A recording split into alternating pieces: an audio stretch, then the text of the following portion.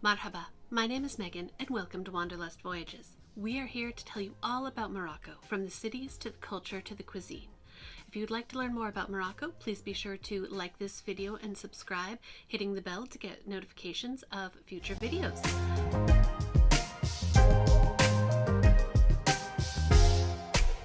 In Morocco, tea is more than just a drink. It's a part of life, part of the culture, part of hospitality. If you've ever been to Morocco, you know how important hospitality is to the culture. So whether you are visiting a local family or spending time in a shop, such as looking for a rug, or just needing to get out of the rain for a bit, you will be offered a glass of Moroccan tea. That was something that was rather new to me on my first trip to Morocco. I was not expecting to have tea every day, all day, and even in the middle of the Atlas Mountains. I remember one time we were driving through, and as we often do, we had some extra coats and things like that that we wanted to give to one of the nomadic families living there. So we did that, and she invited us in and offered us a cup of tea in the middle of the Atlas Mountains. There was one time when we were in Marrakesh and caught in a torrential downpour, and so of course I took shelter in one of the barbecue stalls where they fill the center of Jamelfna, and pouring rain, and the first thing he does is he brings me a cup of tea. He has no idea if I'm there to eat or anything, but it's what you do. It's hospitable. It's someone coming in to take refuge from the rain. You get a glass of tea. And we have a friend down in Rissani where he has this little stall in the Rissani market. The Rissani market is very busy. It's a very local market. And yet anytime we stop to see him, he always has a little hot plate and a teapot, and he always makes us a glass of tea. It is simply a part of Moroccan culture. Now, you may notice that I keep referring to a glass of tea. That's because in Morocco, you don't have a cup of tea.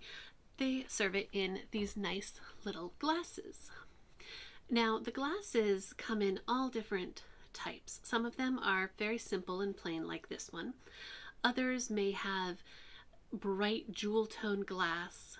I've seen it with even silver designs on it, where it's made from hammered silver that they weld to the glass. Some of them just have silver or gold accents. It may be cut crystal or glass etching, but whatever the type of glass, it's going to be small, between 4 to, I've seen up to about 8 ounces, but that's pretty rare. And that's why when you are drinking 6 to 10 to 12 or more glasses of tea a day, they're these small little glasses, so it's not actually too much. So Moroccan tea is very different. What makes it unique is the type of tea. Moroccan tea is made with green tea, and not just any green tea, not the type that you're going to find in an Asian restaurant or perhaps in the little packets tea bags, but instead it is a very special type called gunpowder green tea. Now, gunpowder tea is so named because it is rolled into these little balls that resemble gunpowder. Now, this green tea, in addition to being different in its appearance, is very different in its flavor as well. It is much bolder. Some of it has more of a smoky flavor to it. It brews much darker, and it also brews with a lot more caffeine. Now, locals drink tea from the time they're babies, and they will drink it all hours of the day or night. So they are pretty well inured to the effects of the caffeine.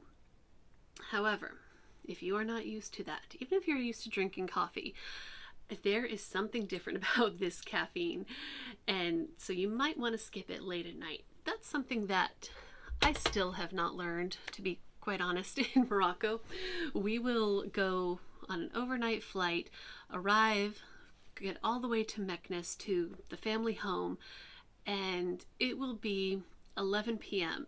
and they're going to pour me a glass of tea, and I say, wonderful, thank you, and I drink it. And then I drink 3 more, and then in spite of being up for 24 hours, I can't sleep. So be aware that when you make tea in this Moroccan style, it is not going to be your typical green tea. It's not even going to be a typical amount of caffeine for black tea. It has much more. So, some other things about Moroccan tea. It's not just the gunpowder that gives it this special flavor, but it's also the herbs. Now, where you are in Morocco is going to affect what you find most frequently. Moroccans will use all kinds of fresh and dried herbs to flavor the tea. Sometimes it is for medicinal purposes. There's additives that will help you if you have a cold, or if you are feeling sick to your stomach, or if you have a headache or anything like that. But a lot of them are also added just for flavor. Now, some of them, as I mentioned, can be fresh, the most common of which is mint. So you'll hear Moroccan mint tea. That was my first introduction to it. It was some local brand and American brand, and it's a tea bag that has green tea and mint in it. That is not real Moroccan mint tea at all. So Moroccan, when you're adding mint to Moroccan tea, it should always be fresh. Ours is very small right now because we grow our own, and we had recently harvested a bunch over the holidays, but any amount will do. You can also, in addition to mint, or instead of mint, use fresh rosemary or dried verbena, or even dried rosemary. There's a wonderful mix that we find down in the Sahara. It's made with at least a dozen different herbs. Personally, I don't even know what all is in it because I've never asked, but it has everything. It has rosebuds, it has star anise, it has some verbena in it. I think by the smell it has some fliu in it as well. Fliu is eucalyptus, very popular in Morocco if you have a cold, both as a tea additive or as these little crystals that you put into a hot glass of tea, or just a large crystal into a glass of hot water, and it has this wonderful steam that will clear your head. Just be sure to always use a tiny little crystal. It is incredibly, incredibly strong. This blend also has little pieces of amber in it. Around the outside of Marrakesh, the Atlas Mountains, in that region where they grow the saffron, you'll also find a lot of saffron added to the tea. It gives it a very warm reddish hue to the brew, as well as being a very subtle flavor additive as well. There's one other key component to tea, and that is, of course, sugar. Moroccan tea is traditionally very, very, very sweet. Think southern sweet tea, and then maybe add a little bit more sugar. When you are in a cafe, you will get a little teapot that is maybe about the size of this bowl, and they will have 3 or 4 big blocks of sugar that are about the size of maybe 6 American sugar cubes. And many people use all of that for that little bit of tea. That's how sweet they make it. Now, it's becoming more popular to find unsweetened tea. If you are in a restaurant and you're being served tea after the meal, they may ask you if you want it with or without sugar. As I mentioned, in cafes, a lot of times they will serve the sugar on the side so that you can sweeten it to your preference. But if you are in a Moroccan home or being served tea in a shop, expect it to be very, very sweet, like syrupy sweet sometimes. Now, how to make Moroccan tea? That is going to vary from household to household. Just like any other activity that is done everywhere in a country, there's going to be little variations. So what I'm going to talk about today is the way I was taught how to make tea. Now, I was taught by Bilgit. Bilgit grew up in Morocco making tea his entire life. How he makes it may not be the way you make it or the way your Moroccan friends make it. So if there's a slight variation, please don't come for me in the comments and tell me that I'm doing it wrong. It's just how we do it. However, there are a lot of common elements to making tea. Now, if you are at, say, a celebration or an important dinner or something like that, you're going to see the tea making in a much more ceremonial fashion. Just like any culture where tea is a big part of it, there is a lot of ritual around the making of the tea. When it is being done in this more intricate, drawn-out ceremonial fashion, it's always going to be done by either the patriarch of the family or by the eldest male present. Sometimes that means the honor is going to go to one of the guests.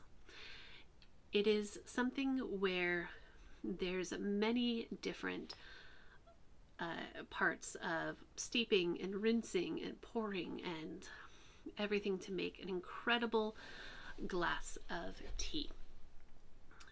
They also, instead of having a bowl of powder or granulated sugar, traditionally in Morocco it is sold in large cones. I've seen it down in Mexico where sugar is sold in that fashion. And what they do is they use this little hammer and they break off these great big chunks that they add to the teapot. Here in the US, we typically just stick with the granulated sugar. So, what is needed to make tea? Now, when it is the more intricate ceremonial, you will have a full tea setup. This will include a beautiful silver tea tray. Some of them are very large, up on stands. Some of them are much more simple, but it's always going to hold everything that you need. You will have these silver bowls that are holding all of your ingredients. Of course, you have your tea, you have your sugar, you have usually some kind of dried herbs or your fresh herbs, whatever kind of tea is being made. You also have your tea glasses. Now, a lot of people think that you count the number of people and that's how many glasses you need. Not quite with making Moroccan tea, because there's a couple of different steps where you're going to need an extra glass or two. You'll also need a teapot. Now, it's not just any teapot. It has to be metal and able to go directly onto the stove. In Morocco, a lot of them do have the intricate designs, such as the bowls, or it might be very simple and plain. They come in all kinds of sizes, from about 1 cup up to a couple of liters. It all depends on how many people you want to make tea for. You'll also need a separate kettle. Now, to make the tea, you're going to start with some pre-boiled water. You want it just off the boil. Now, to your teapot, which of course should be well rinsed and clean, you're going to add some of your tea. Now, how much you add is ultimately up to how strong you would like it to be. but typically about 1.5 teaspoons to 2 teaspoons per cup of water is going to be sufficient. However, you're never going to see a Moroccan measure it. They just kind of dump it and eyeball it. Now, I'm not going to be making a full pot of tea. This is a little bit big for us today, but just to demonstrate. Now, always have something with which to grab the teapots because they are metal. They are going to be very hot. So, you're going to add your just off the boil water and just a little bit. You want to have enough to cover the tea leaves by about 1/4 inch. And this you're going to let sit for a few minutes. What you want is for the hot water to begin to unfurl the tea leaves. And this is going to get rid of not just any little bits of debris that's going to be trapped in those tea leaves, but it's also going to help get rid of the bitterness. If you have ever oversteeped a pot or a cup of tea, you know how it gets very, very bitter. By rinsing the tea leaves before brewing the tea, that's going to help get rid of some of that. Now, after you've given it the chance to unfurl a little bit, you want to give it a little bit of a shake because you need to agitate the tea in the water, get it really well rinsed. And then you're going to pour off the water.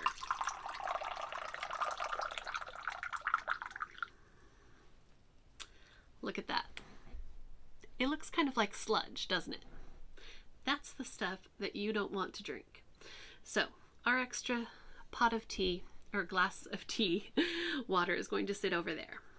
Now, if you take a look inside, you will see, let's see if we can show you. So you'll see the tea leaves are just starting to unfurl. They're not fully unfurled.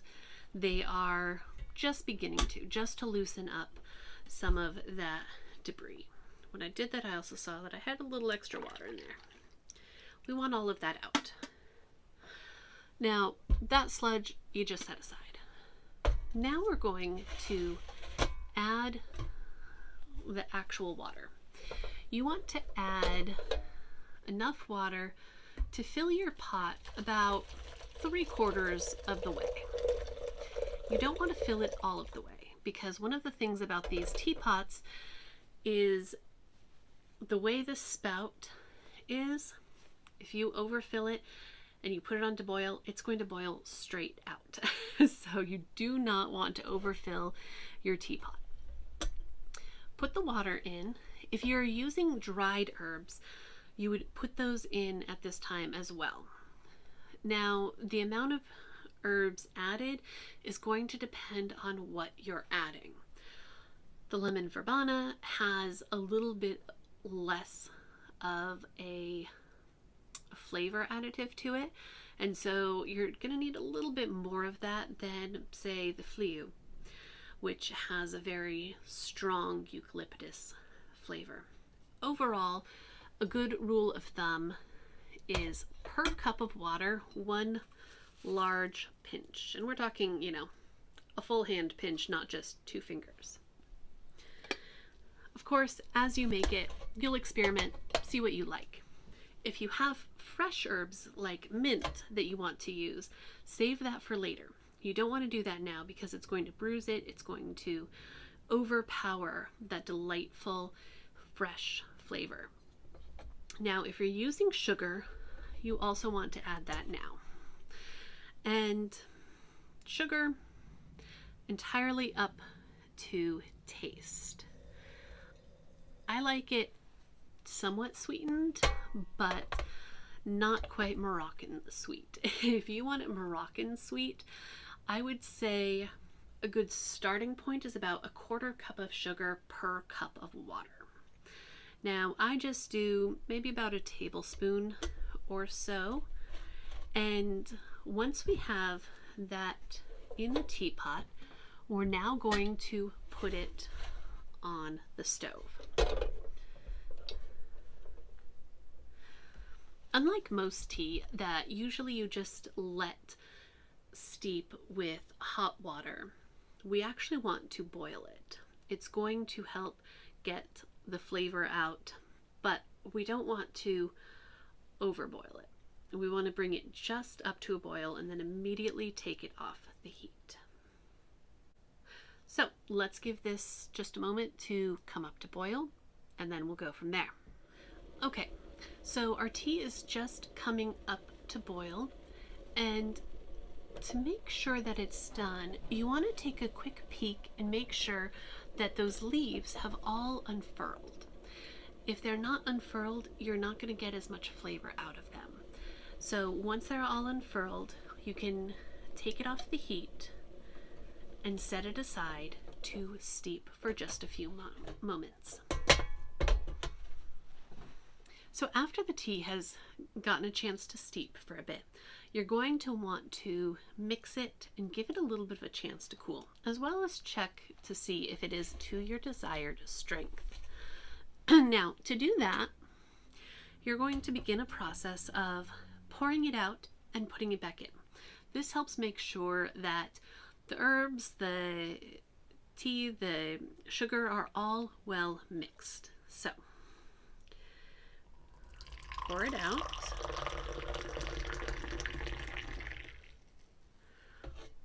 A couple things you'll notice when pouring tea, you always leave some space at the top, because remember, these are glasses.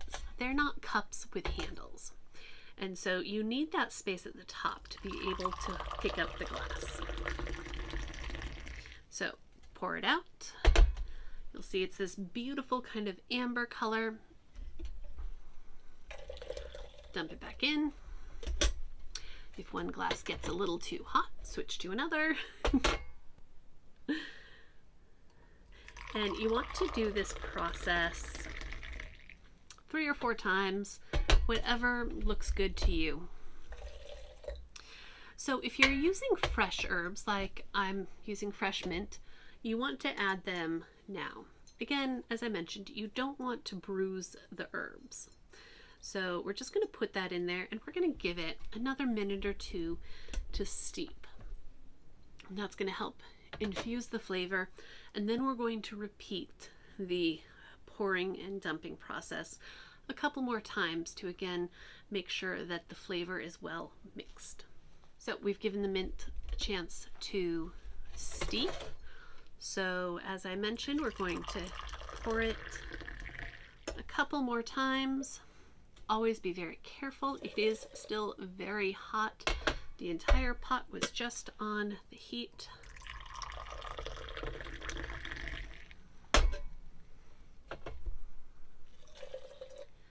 All right, and you may also notice that when I pour the tea, I don't keep the pot down low to the glass. In Morocco, you want to go as high as possible. I'm not an expert at it. You'll see people in restaurants, holding the glass as far down and the pot as far up as they can go. It's very impressive. But this isn't just to be impressive. It serves a purpose as well. It helps to aerate the tea, and more importantly, helps to cool it a bit. So you get this nice rim of bubbles on top. And there you have it, a perfect glass of Moroccan tea.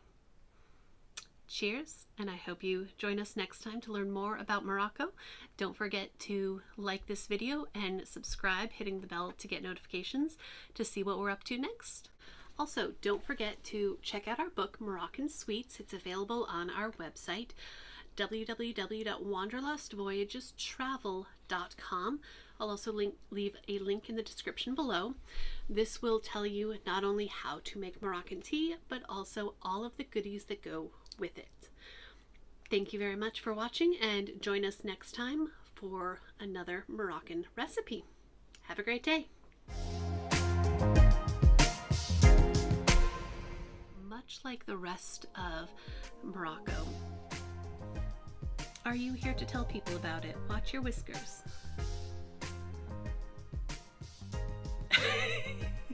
You want to be on camera? What do you think? Have you ever oversteeped a pot of tea? Have you ever oversteeped a pot of tea, Salma? Get out of here. Okay, go to your bed. And if you enjoy my co-host, Salima, please give this video a thumbs up, and she may join me in other videos as well. You see your fans? You know you're going to be a star.